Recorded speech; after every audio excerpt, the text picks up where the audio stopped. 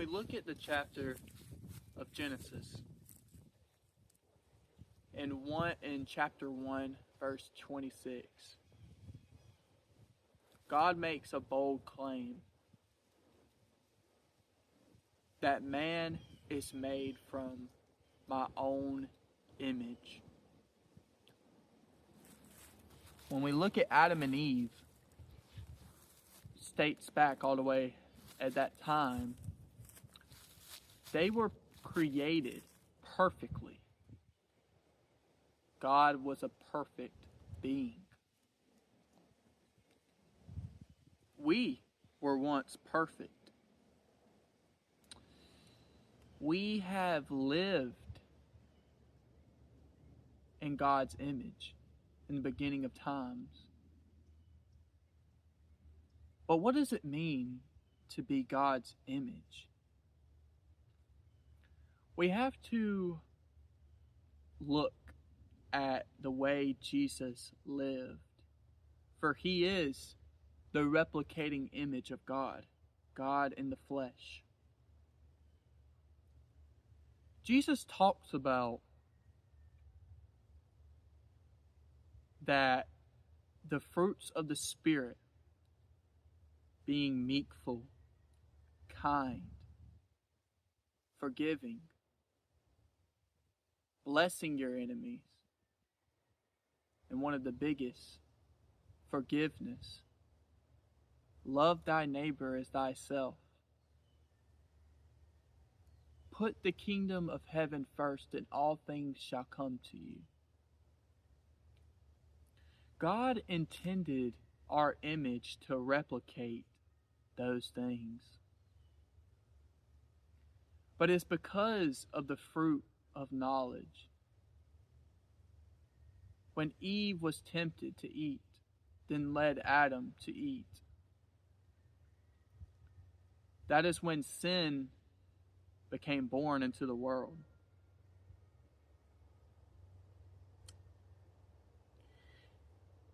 It talks about in Luke 15:24, Jesus makes this parable about the son who had left his father's home, took the money that he had, and used it for worldly things, to where he had to work with the pigs, feeding them slop.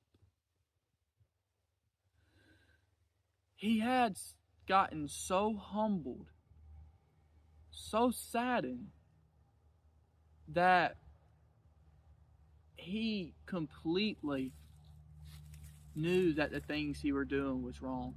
He knew that he had had everything. He realized on how arrogant he had become. He had realized that in his place where he was, caused himself to be there through his own sinful ways. It says in Scripture that with pride, Jesus will feed you to a feeble mind. So, in that moment, he had gathered the courage to walk back to his father's place. Even though the chance he may be ridiculed, he may be beaten, he wanted mercy. He wanted to cry his heart out, to tell his father that he is sorry for the things he's done. And he went back to his father and he said, "Father, I'm sorry. I'm not worthy to be in your presence. I've misused you in so many ways." But his father did something that not a lot of people would do. He welcomed him back home.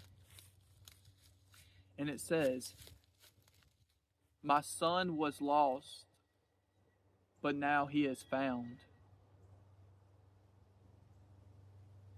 He greeted him with welcoming arms, told the servants to put the best robes on him. And his brother got envious of him and bickered at his father. Why must you give these things to him when he has lived this sinful life, when he has took the money you've given him and used it for unrighteous ways, when I have been here working and been doing the best, and yet you serve him with the best meat? The father made a very important claim. This is my son. I will always welcome my son back unto my house. For that is not what a parent should do.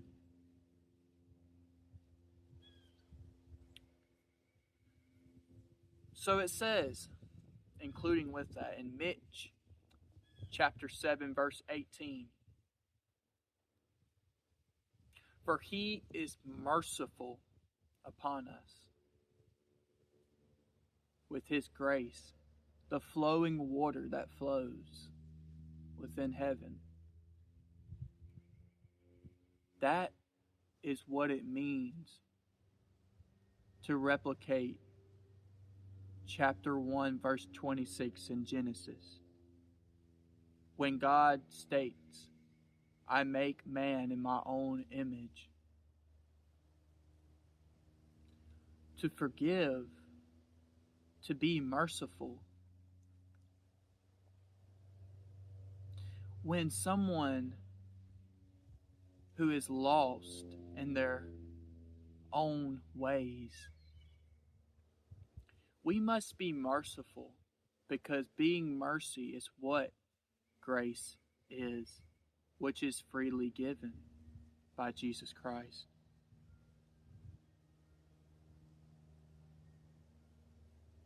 He walks with us everywhere we go.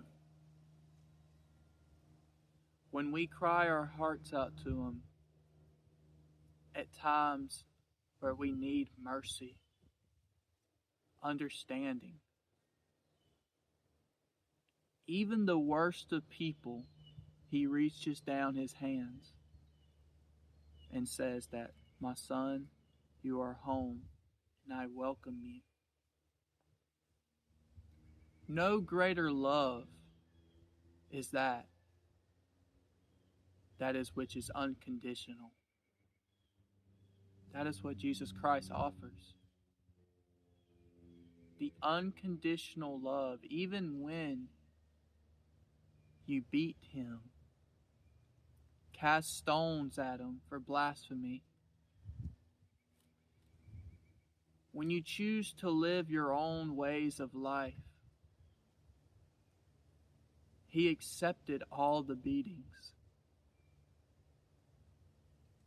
And He still allowed you to come home because He loves you. And that is the true meaning of grace. That is why we are of need of His grace. And that is why His salvation upon the world